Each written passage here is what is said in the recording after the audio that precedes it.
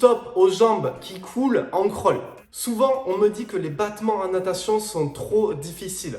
Dans cette vidéo, on va voir tous les exemples et les exercices qui vont te permettre d'avoir un battement plus léger, plus efficace et aussi d'y voir plus clair sur cette technique obscure des battements en crawl. Ton pouce bleu si tu souhaites activement améliorer ton battement dans la nage du crawl. Marque-moi en commentaire si toi aussi tu trouves que les battements c'est une pratique obscure et que tu détestes les bosser à l'entraînement. Et abonne-toi à cette chaîne YouTube pour retrouver tous nos prochains tutos vidéo en natation. C'est parti pour le programme. En 1, on va commencer très simple. Travaille avec les palmes pour comprendre le battement. En 2, on va voir comment te servir de la vitesse et l'explosivité pour bien enregistrer ton battement. En 3, je vais te donner un échauffement intéressant pour améliorer la souplesse de tes chevilles, parce que c'est très important. Et en 4, on va voir comment effectuer un transfert dans la nage complète. Regarde bien cette vidéo jusqu'au bout, parce que tu vas voir qu'on va voir les battements sous un nouvel angle dont tu n'as sûrement jamais entendu parler jusqu'à maintenant. On commence avec la première partie, go! Travaille avec les palmes pour comprendre le battement. Souvent, les erreurs en battement, c'est initier le battement avec une flexion des genoux, c'est-à-dire c'est comme si tu faisais du vélo, tu donnes des coups de genoux vers le bas, du coup, tu as les jambes qui tombent, tu as les jambes qui coulent. Pas bon du tout. Le fait de se servir de tes palmes va t'aider à comprendre, 1, le rôle de tes chevilles et 2, enregistrer le fait d'avoir les jambes tendues lorsque tu fais tes battements. Donc très simple, tu prends une planche, tu tends les bras, tu mets la tête sous la surface pour bien aligner ton corps et tu enchaînes quelques longueurs en battement avec des palmes. Lorsque tu as besoin d'inspirer, je regarde en haut, je replonge la tête sous la surface. Pendant que tu fais ton exercice avec les palmes, essaie de visualiser le fait d'avoir les jambes tendues, essaie de voir aussi le travail de ta cheville. L'idée, c'est de pousser vers le bas, vers le haut, vers le bas, vers le haut, vers le bas, vers le haut, d'avoir les jambes le plus tendues possible et d'avoir ton battement frappé à la surface. Maintenant que tu as les palmes, tu peux aussi t'exercer à faire la série suivante, largement aller sous la surface, te placer en flèche et faire des 25 mètres battements sous la surface. Parenthèse, pour avoir toute la liste de nos éducatifs illustrés en vidéo, tu peux rejoindre le club en ligne. Le lien est dans la description. Tu retrouveras des tutoriels inédits, une trame pédagogie simple et claire pour avoir un crawl parfait, tes séances PDF que tu peux télécharger et amener au bassin et tes éducatifs illustrés. On passe à la partie 2 de cette vidéo.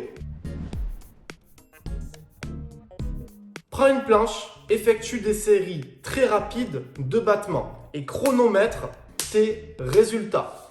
Souvent, j'entends dire « j'ai les jambes qui coulent, oui d'accord ». Et j'avance pas en battement. J'ai même tendance à reculer.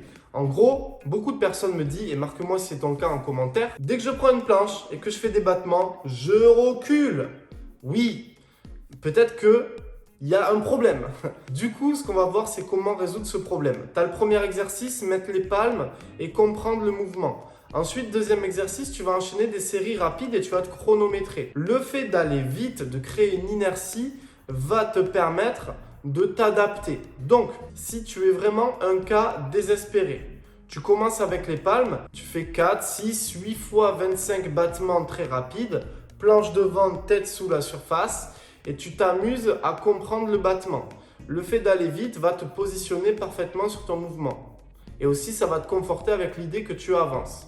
Tu regardes ton chrono et au fil des semaines, tu essaies de faire de mieux en mieux. Si tu n'es pas un cas désespéré, que tu avances un petit peu, mais que un petit peu dans tes battements, du coup là tu vas t'amuser à faire des 25 ou des 50 très rapides et chronométrer le truc. Ça va faire que ton battement va s'adapter à ta vitesse et au fur et à mesure ton cerveau, ton corps va enregistrer l'efficacité de ton battement. Donc c'est super important, ça va encore une fois te conforter avec l'idée que tu peux avancer en jambes.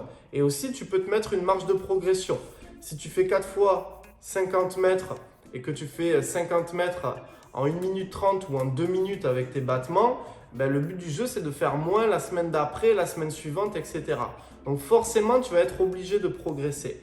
Les battements, c'est super important à intégrer à tes entraînements.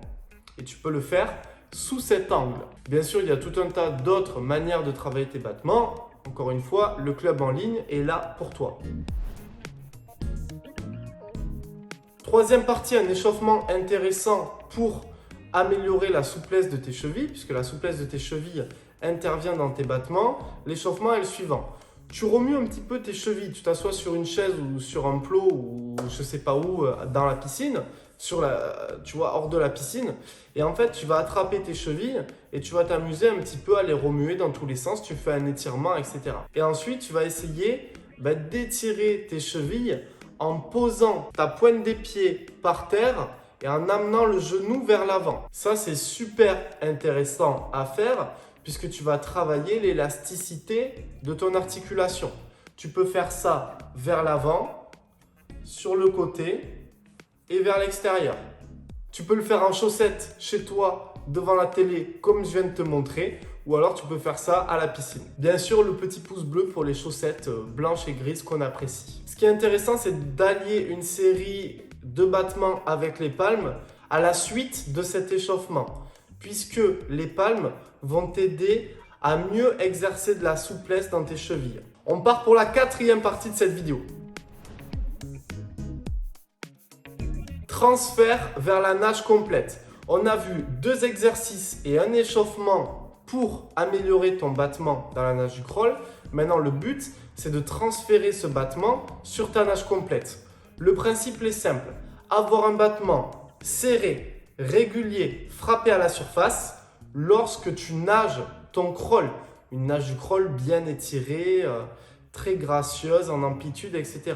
Ton battement doit accompagner cette nage-là. Donc, dès que tu fais une série de battements avec les palmes, ou une série rapide, ou un peu de palmes après ton échauffement, tu dois directement, après avoir fait le travail de battement, faire de la nage complète. Peut-être que c'est que sur 50 mètres. Mais en tout cas, tu dois faire le transfert. En gros, pendant ta série de battements, pendant ton exercice de battement, tu enregistres la bonne position de tes pieds, de tes jambes. Tu l'enregistres dans ton cerveau pendant que tu exécutes l'éducatif. Et ensuite, tu le retranscris immédiatement sur la nage complète. Un exemple de série, 50 mètres battement avec la planche rapide et chronométrée. Je me repose. Derrière, je fais 50 crawls bien nagés en amplitude avec un petit battement serré, régulier et frappé à la surface. Ça fait 2 fois 50 que je répète 4 fois. Excellente série. Pouce bleu si cette série t'a plu. Abonne-toi pour retrouver toutes les prochaines vidéos. C'était Malcolm. Si tu veux aller plus loin dans la nage du crawl, ton club en ligne, dispo dans la description et dans les commentaires. Malcolm pour te servir. Ciao.